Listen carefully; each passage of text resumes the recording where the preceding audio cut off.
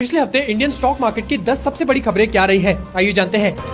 Tata Motors ने 6 साल बाद साउथ अफ्रीका के पैसेंजर कार मार्केट में वापस एंट्री ली है। साउथ अफ्रीका में बजट फ्रेंडली कार्स की डिमांड बढ़ रही है, इसी वजह से टाटा वापस आई है। टाटा मोटर्स ने 3 एसयूवी मॉडल्स और एक कॉम्पैक्ट हैचबैक लॉन्च की है, जो सितंबर से बिकने लगेंगी। टाटा का प्लान है कि अगले कुछ सालों में साउथ अफ्रीका के टॉप 5 कार ब्रांड्स में शामिल हो और 6% से 8% का मार्केट शेयर लें। लेकिन यहाँ उनका मुकाबला चाइनीज कंपनीज जैसे चेरी, BYD, बीजिंग ऑटोमोटिव और GWM से होगा, जो ऑलरेडी सस्ती और अलग पावर ट्रेन वाली कार्स बेच रही है।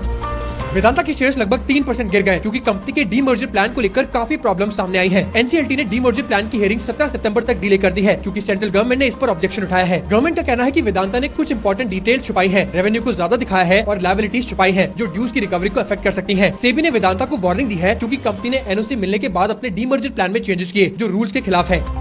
चेन्नई में IT एम्प्लॉइज ने TCS के खिलाफ प्रोटेस्ट शुरू कर दिए हैं। TCS 12,000 मिड और सीनियर लेवल एम्प्लॉइज को निकाल रही है और उनकी जगह फ्रेशर्स को 80 to 85% कम सैलरी पर हायर कर रही है। यूनियन के मुताबिक अगर ये प्रोसेस ऐसे ही चलता रहा तो इससे 30,000 से 40,000 लोग अपनी नौकरी खो सकते हैं। प्रोटेस्टर्स ने डिमांड करी है कि TCS अपने स्टाफ को निकालने की बजाय उन्हें रीस्किल और अपस्किल करे। यूनाइटेड ने प्रेस रिलीज में कहा कि जब कंपनी का रेवेन्यू 2.55 लाख करोड़ रुपीज है, प्रॉफिट मार्जिन 24.3% है और 45,588 करोड़ रुपीज का डिविडेंड दिया गया है, तभी जॉब्स काटना गलत है। यूनियन ने ये भी कहा कि टॉप मैनेजमेंट को हाई सैलरी हाइक्स मिलती है, लेकिन आम एम्प्लॉइज को डिनाई कर दिया जाता है।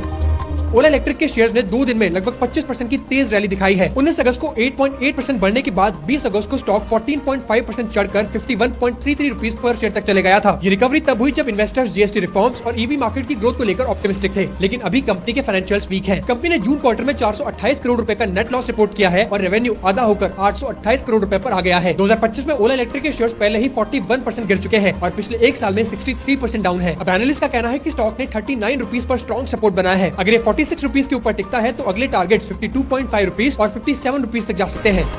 सेबी के नए इंडेक्स रूल्स की वजह से HDFC बैंक और ICICI बैंक पर $1 बिलियन तक का सेलिंग प्रेशर आ सकता था, लेकिन अब सेबी ने रूल्स में चेंजेस प्रपोज किए हैं, इससे ये रिस्क कम हो गया है। अभी निफ्टी बैंक इंडेक्स में HDFC बैंक का वेट 29.1% और ICICI बैंक का 26.5% है। SBI को मिलाकर इन 3 स्टॉक्स का वेट 64% से ज्यादा हो जाता है, जबकि सेबी के रूल्स के मुताबिक टॉप 3 स्टॉक्स का टोटल वेट 45% से ऊपर नहीं होना चाहिए। अगर रूल स्ट्रिक्टली अप्लाई होते हैं तो HDFC बैंक से 4,815 करोड़ रुपए और ICICI बैंक से 3,620 करोड़ रुपए तक का पैसा निकल कर Kotak Mahindra bank, axis bank और SBI जैसे बैंक्स में शिफ्ट हो जाता। अब रिलैक्सेशन के बाद ये फोर्स सेलिंग का रिस्क काफी हद तक कम हो गया है, जो मार्केट के लिए पॉजिटिव है। विजय केडिया के पोर्टफोलियो का स्टॉक टेक इन्फोसेक 2 दिन में लगभग 16% बढ़ गया है। टेक इन्फोसेक की US सब्सिडरी साइबरस्कोप ने नैस्डैक पर IPO लाने का प्लान बनाया है। ये पहली बार होगा कि India listed cyber security company की यूनिट नैस्डैक में लिस्ट होगी। इस न्यूज के आने के बाद 20 अगस्त को स्टॉक 5% चढ़कर 985.7 रुपीज तक आ गया। विजय केडिया का इस कंपनी में 14.6% स्टेक है। अडानी ग्रुप की इन 2 कंपनीज ने मिलाकर ग्लोबल बैंक से 2300 करोड़ रुपए का लोन लिया है। अडानी एयरपोर्ट होल्डिंग्स लिमिटेड ने $150 मिलियन का loan Barclays, DBS, first Abu Dhabi bank और मित्सुबिशी UFJ से लिया है, जबकि दूसरी company Adani ports and special economic zones limited ने $125 मिलियन का लोन मित्सुबिशी UFJ से लिया है। ये लोन 4 साल के लिए है और इसका यूज डॉलर बॉन्ड बायबैक और कैपिटल स्पेंडिंग के लिए होगा। अडानी ग्रुप ने पिछले 6 महीनों में $10 बिलियन से ज्यादा की क्रेडिट फैसिलिटीज अरेंज की है, जिसकी वजह से इन्वेस्टर्स का ट्रस्ट वापस बढ़ रहा है। अल्ट्राटेक सीमेंट अपनी यूनिट इंडिया सीमेंट्स में से लगभग 6.5% स्टेक बेचने वाली है, जिसकी वैल्यू 745 करोड़ रुपीस है। ये सेल ओपन मार्केट पे होगी। इस न्यूज के बाद इंडिया सीमेंट का शेयर 0.8% गिरकर 370.25 रुपीस पर क्लोज हुआ, जबकि अल्ट्राटेक सीमेंट का शेयर 12,874 रुपीस पर फ्लैट रहा। अल्ट्राटेक ने जुलाई 2023 में इंडिया सीमेंट्स का कंट्रोल लिया था। अब ये स्टेक सेल इसीलिए हो रही है क्योंकि सेबी के रूल के मुताबिक कोई भी प्रमोटर अपनी कंपनी में मैक्सिमम 75% तक की स्टेक रख सकता है। अभी अल्ट्राटेक के पास 81.5% स्टेक है और बाकी हिस्सा पब्लिक शेयर होल्डर्स के पास है।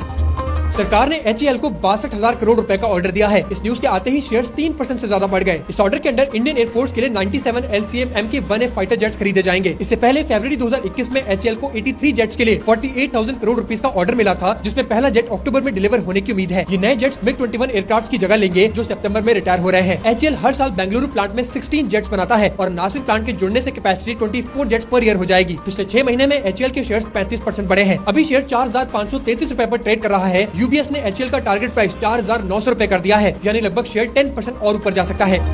इंडिया की कंपनीज के प्रॉफिट्स को लेकर एनालिस्ट अपने फोरकास्ट कट कर दिए हैं। मतलब जो पहले उन्हें लगता था कि कंपनीज अगले 12 महीने में इतना प्रॉफिट कमाएंगी, अब उन्हें लगता है कि वो इतना प्रॉफिट नहीं कर पाएंगी। इसको ही अर्निंग्स डाउनग्रेड बोलते हैं। एनालिस्ट ने कंपनीज के प्रॉफिट फोरकास्ट कट किए हैं, खासकर ऑटो, टेक्सटाइल्स और कंज्यूमर सेक्टर्स में। शॉर्ट टर्म में स्टॉक्स प्रेशर में रहेंगे, लेकिन गवर्नमेंट के टैक्स कट्स और इंडिया की strong long term GDP growth थोड़ा सपोर्ट दे सकती है। तो